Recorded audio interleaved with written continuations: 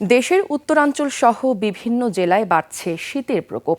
ঘন কুয়াশার সাথে হিমেল বাতাসে জুবুথুবু জনজীবন। হাসপাতালগুলোতে বাড়ছে শীতজনিত রোগীর সংখ্যা। আবহাওয়া অধিদপ্তরের পূর্বাভাস বলছে, আগামী কয়েকদিন সারা দেশের তাপমাত্রা আরও কমতে পারে। আজ দেশের সর্বনিম্ন তাপমাত্রা নওগাঁয় 9 ডিগ্রি সেলসিয়াস। প্রতিনিধিদের তথ্য, ছবিতে desk report. Lily beauty soap, যার অ্যান্টি এজিং গুণ তারুণ্য ধরে রেখে ত্বকে করে উজ্জ্বল। তারুণ্যময় উজ্জ্বল ত্বকের জন্য রিমার্ক। ঘন কুয়াশা ও ঠান্ডা বাতাসে নওগাঁয় জনজীবন বিপর্যস্ত। খেটে খাওয়া মানুষরা পড়েছেন বিপাকে। আজ দেশের সর্বনিম্ন তাপমাত্রা রেকর্ড করা হয় নওগাঁয় 9 ডিগ্রি সেলসিয়াস। উত্তরের জেলা পঞ্চগড়ে বৃষ্টির মতো ঝরছে কুয়াশা, এর সাথে হিমেল বাতাস। সূর্যের দেখা না মেলায় তীব্র শীত অনুভূত হচ্ছে।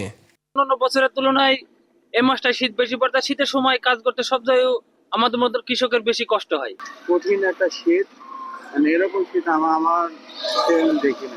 সিরাজগঞ্জে ঘন কুয়াশার পাশাপাশি প্রচণ্ড শীতে মানুষের দুর্ভোগ বেড়েই চলছে। কয়েকদিন ধরে চলা টানা শৈত্যপ্রবাহে কুয়াশাচ্ছন্ন থাকছে চারপাশ। জেলায় আজ সর্বনিম্ন তাপমাত্রা রেকর্ড করা হয়েছে 10 ডিগ্রি সেলসিয়াস। প্রচন্ড শীত পড়তেছে, এর জন্য আমরা আগুন জ্বালায় শীত নিবারণ করতেছি। ঠান্ডার জন্য তো কিছু করতে পারতেছি না, চলাফেরা খুব কঠিন হয়ে যাইতেছে। নিমোনা হয়েছে, ডায়রিয়া হয়েছে, কাশি, সর্দি। 5 দিন হাসপাতালে ভর্তি আছে, এখন আল্লাহর রহমতে একটু ভালো আছে। রংপুরেও টানা 4 দিন ধরে ঝরছে ঘন কুয়াশা। সূর্যের দেখা মিলছে না বললেই চলে। এছাড়াও মেহেরপুর, নওগাঁ, গাইবান্ধা ও রাজশাহীতে তীব্র শীতে নাকাল সাধারণ মানুষ। সেই সাথে বাড়ছে শীতজনিত নানা রোগ। Monowar Hossain, desk report, 21 television.